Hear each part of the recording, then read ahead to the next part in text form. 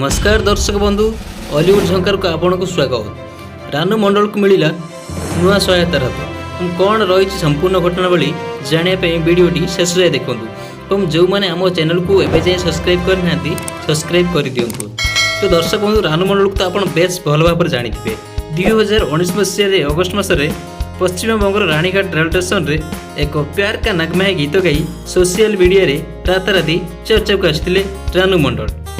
रानू को गीत social media जितेबाला viral होगा पर बॉलीवुड कंपोजर गायक तथा हिमेश रश्मिया रानू को तांको गीत रे कंठदान करने को सुजोग देते। एबे पुणी एक साक्षात्कार को रानू एबे कहिसेंती हिमेश तांको मुंबई रे एक फ्लैट देबाकू प्रतिश्रुति देइसेंती। से एहा पछरे कारण मध्ये कहिसेंती। रानू कहिसेंती कि हिमेश तांको प्रतिश्रुति देइथिले कि जेतेबेले तांको मुंबई गीत गाइबाकू डाकिबे सेठारे तांको 2 ରୁ 3 दिन रहिबाकू पड़िबो।